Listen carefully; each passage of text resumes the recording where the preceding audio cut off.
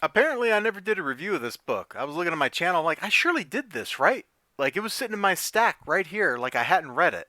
But I know I read it. And I was like, huh, maybe I've done a review. And apparently, I had never done a review of the Geiger 80-page giant that came out, gosh, months ago at this point, I reckon. And going back and flipping through it again, just to make sure I remembered some of the stuff that happened in it, because, like, I only remember two stories. One was the one with No, I remember three stories. One was with him, one was Safari Bob, and the other was the story of the Karloff Casino. Those are the only things I really remember out of this whole book. And flipping through it again, I kind of come back to, yeah, most of this just isn't worth remembering. It's not that good. It's not that interesting. The framing narrative for the whole book, uh, somewhere, it's like those two guys from the start of Geiger. I'm trying to flip through to where they're at, because I know they're standing around like telling a story somewhere in this book. Oh yeah, like there they are. So I think these might be the same two guys that were telling stories at the start of like Geiger, that were talking about him and all that stuff and telling their story.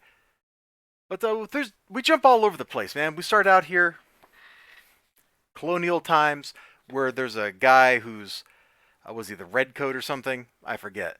And he's like somehow still alive. And this is all a setup for presumably another series where he comes and fights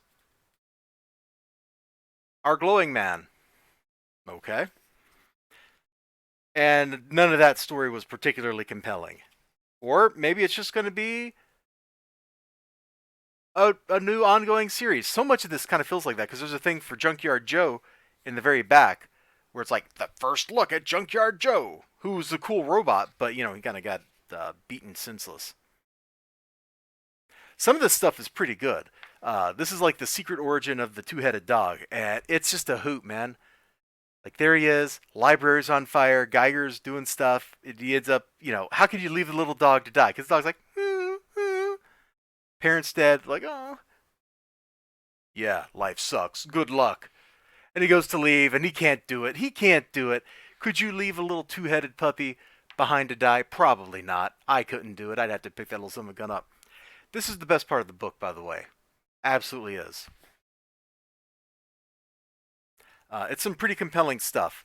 Then you've got the Safari Bob story, which is kind of interesting. It's just the most dangerous game, basically. Like that kind of idea, but there's a twist in it, and the twist is fantastic, and I don't want to tell you what the twist is. Then we got a guy losing everything at the Karloff Casino, where there's a mad scientist, and it goes about as badly as that description kind of goes. Like playing cards in a mad scientist casino when you know he harvests body parts and all that, probably not the best move you could do. But it definitely sets the tone for what this casino is like. It's I mean, just look at that face, man. Like that should tell you everything you need to know. So I kind of like that story. I completely forgot this one. It's about this lady who she's at like a Greek themed casino, and it's like 5 pages long, and her life is misery, and you get to see how it ends and stuff, and it's all terrible. And I don't even remember what this story was. Like, there's a story here with this art style, and it does so little for me. I recall nothing except it doesn't fit at all with anything else in the book style wise. At least some of these other stories, they look very serious and they don't look cheerful and fun. So they kind of fit in with the stuff that you see in the rest of the book, even if this one's crazy. This one is actually, I saw the art on this and I really liked it. It's Joe Prado art, and just the spacesuit and the people are just so lovingly rendered. It's hard to top. So the conclusion is just kind of like this is completely skippable. There's some good stuff in it, but I don't know that any of this stuff really matters.